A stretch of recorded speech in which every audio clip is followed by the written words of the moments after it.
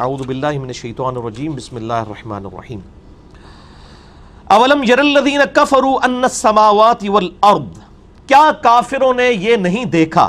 لفظی ترجمہ تو یہ بنے گا، با محاورہ ترجمہ ہوگا کیا کافروں نے نہیں جانا، ان کے علم میں یہ بات نہیں آئی، ان السماوات والارض، کہ آسمانوں اور زمین یعنی سارے آسمان اور زمین کانتا رتقن، یہ آپس میں گندے ہوئے تھے، ملے ہوئے تھے، ففتقناہما، تو ہم نے ان کو پھاڑ کر جدا کر دیا، وجعلنا من الماء کل شیء حی، اور ہم نے ہر زندہ چیز کو پانی سے پیدا کیا، افلا یؤمنون، کیا اب بھی ایمان نہ لاؤ گے؟ اس حوالے سے قرآن حکیم میں بڑی کریٹیکل آیت ہے، سورہ حامیم السجدہ، جسے سورہ فصلت بھی کہتے ہیں، اس کی آیت نمبر ہے 41، سورت نمبر 41 آیت نمبر 53۔ اعوذ باللہ من الشیطان الرجیم بسم اللہ الرحمن الرحیم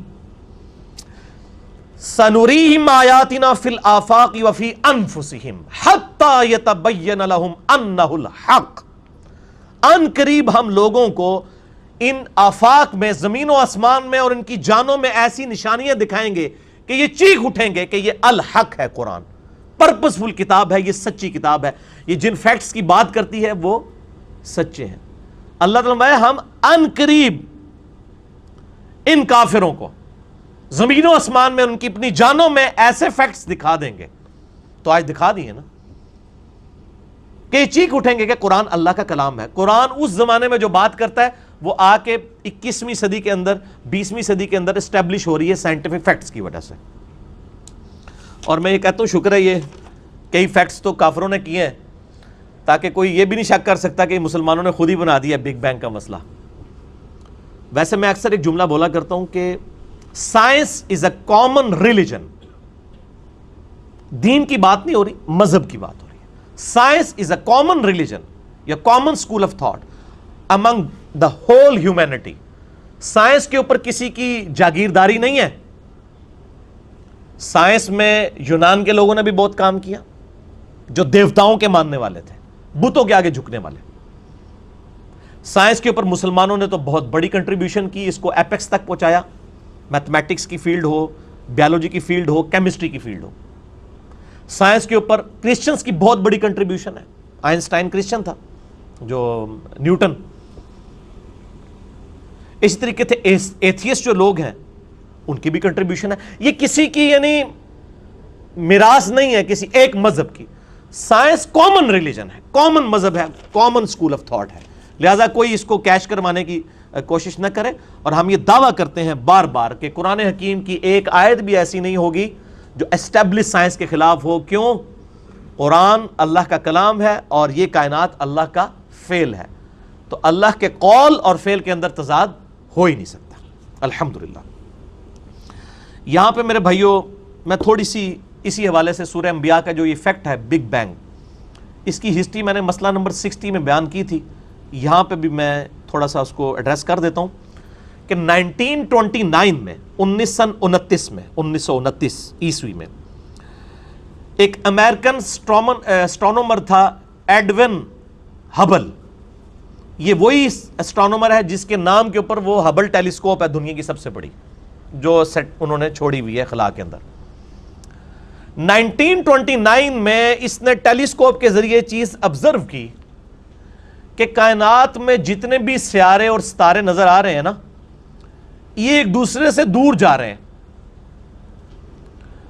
اور فزیکلی اس کا جب اسپیکٹرم ڈرا کیا گیا وہ گریجولی ریڈ کی طرف شفٹ ہو رہا تھا۔ اور یہ فزکس کا قانون ہے کہ اگر کسی موونگ آبجیکٹ، یعنی ادھر سے اگر ایک آبجیکٹ موو کر کے مجھ سے دور کی طرف جائے نا اور اس کا اسپیکٹرم ڈرا کیا جائے تو وہ ریڈ کی طرف شفٹ ہوتا ہے، جتنا دور جائے گا اتنا ریڈ کلر واضح ہوگا۔ تو اس نے جب اسپیکٹرم ڈرا کیا تو وہ اس رزلٹ پہ پہنچا کہ یہ تو سارے جو آبجیکٹس ہیں یہ تو موو کر رہے ہیں اور ایک دوسرے سے دور جا رہے ہیں۔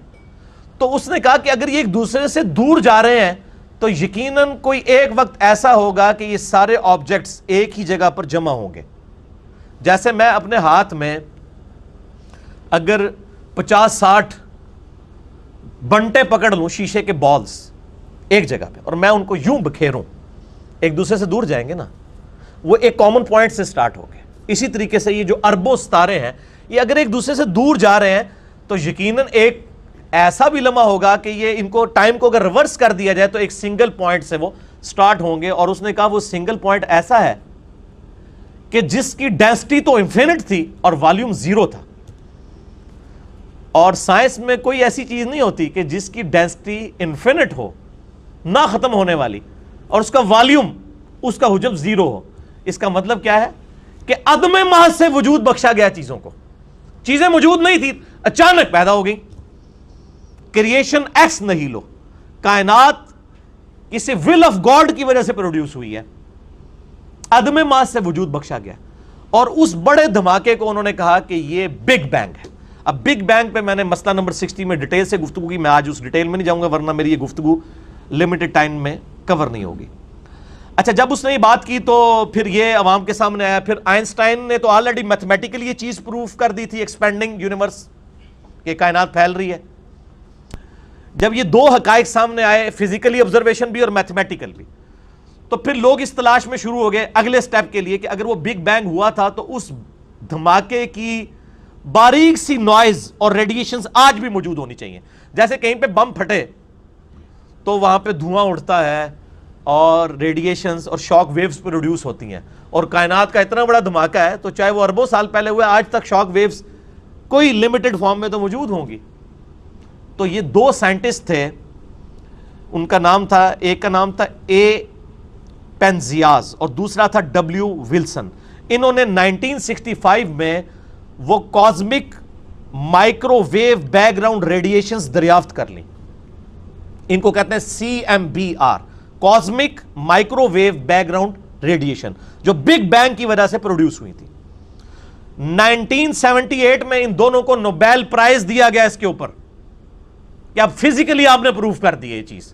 وہ آج تک اس دھماکے کے اثرات موجود ہیں کائنات کے اندر. پھر 1989 سے لے کر 1993 تک 4 سالوں کے لیے امریکہ نے ایک اسپیس شٹل ڈسکوری لانچ کی تاکہ فزیکلی خلا کے اندر ان چیزوں کو آبزرو کیا جائے، اور اس کے اوپر $160 ملین لگے.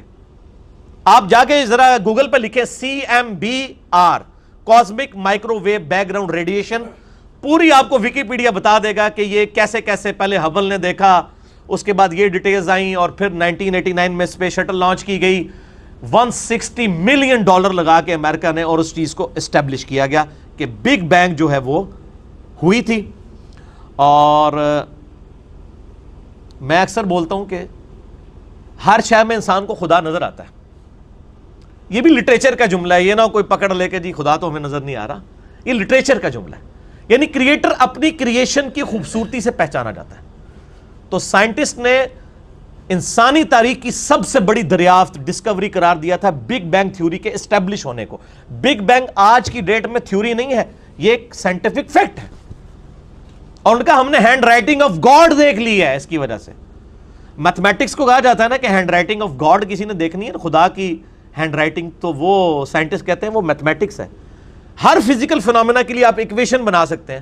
اب چونکہ میں میکینیکل انجینئر ہوں اور آپ کو پتا ہے انجینئرنگ جو ہے وہ تو اپلائیڈ سائنسز ہے، تو ہم لوگ ہر چیز کا میتھمیٹیکل ماڈل بناتے تھے اور اس سے وہ چیزیں اسٹیبلش ہو جاتی تھی. تو میتھمیٹیکل ماڈل جو ہے یہ خدا کی ہینڈ رائٹنگ ہے.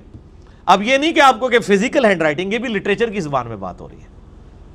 تو یہ سارے کے سارے فیکٹ سائنس نے اسٹیبلش کیے، اور الحمدللہ آج اللہ تعالیٰ کو اس حوالے سے سمجھنا آسان ہو چکا ہے.